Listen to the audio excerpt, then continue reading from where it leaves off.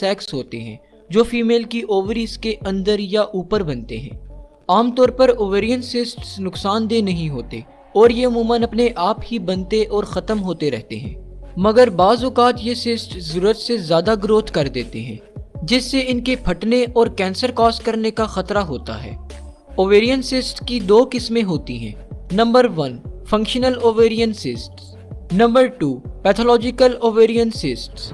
Functional ovarian cyst females में menstrual cycle के दौरान बनते हैं और एग्स की ग्रोथ इन्हीं सिस्ट्स में होती है। ये सिस्ट्स क्योंकि फीमेल की ओवरीज में एग की ग्रोथ में अहम रोल अदा करते हैं, इसलिए इनको फंक्शनल ओवेरियन सिस्ट्स कहा जाता है। इसके बरअक्स पैथोलॉजिकल ओवेरियन सिस्ट ओवरीज में सेल्स की एबनॉर्मल ग्रोथ की वजह से बनते हैं और ये हार्मफुल सिस्ट्स होते हैं। पैथोलॉजिकल ओवेरियन सिस्ट्स आमतौर पर 3 किस्म के होते हैं। Number 1 cystadenomas, number 2 endometriomas, number 3 polycystic ovary syndrome.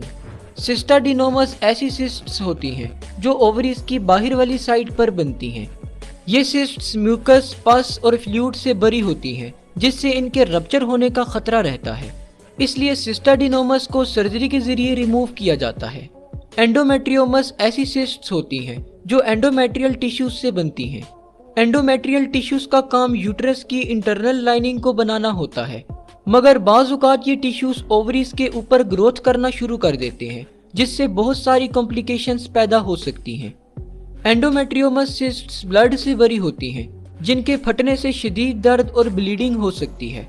इसके साथ साथ एंडोमेट्रियोमस सिस्ट्स फीमेल की ओवरीज को नकारा भी कर सकती हैं जिससे फीमेल की फर्टिलिटी कम हो जाती है।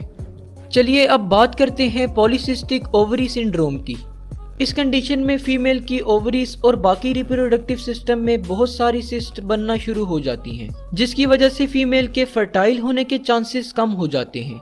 पॉलीसिस्टिक ओवरी सिंड्रोम आमतौर पर हार्मोनल इम्बैलेंस की वजह से जाहिर होती है। आइए अब देखते हैं कि ओवेरियन सिस्ट की कॉजेज क्या हैं। ओवेरियन सिस्ट की एग्जैक्ट कॉज अभी तक मालूम नहीं हो सकी, ताहम कुछ ऐसे फैक्टर्स हैं जो ओवेरियन सिस्ट की डेवलपमेंट में अपना रोल अदा करते हैं, जैसा कि हार्मोनल चेंजेस, प्रेगनेंसी और एंडोमेट्रियोसिस वगैरह। अगर हम ओवेरियन सिस्ट के सिम्टम्स की बात करें तो ज़्यादातर केसेस में ओवेरियन सिस्ट के कोई सिम्टम्स जाहिर नहीं होते। अलबत्ता बाज़ औक़ात जब सिस्ट ज़्यादा बड़ी हो जाए या फट जाए तो पेट में सिस्ट वाली जगह पर पेन, प्रेशर और सूजन देखने को मिलती है। चलिए अब बात करते हैं ओवेरियन सिस्ट के ट्रीटमेंट की। ओवेरियन सिस्ट्स को देखने के लिए अल्ट्रासाउंड किया जाता है जिसके जरिए से डॉक्टर ये तयन करता है कि सिस्ट को किस तरीके से ट्रीट किया जाए। अगर सिस्ट बड़ी हो और फटने या कैंसर में तब्दील होने के चांसेस हो तो डॉक्टर फिर सर्जरी के जरिए ऐसी सिस्ट को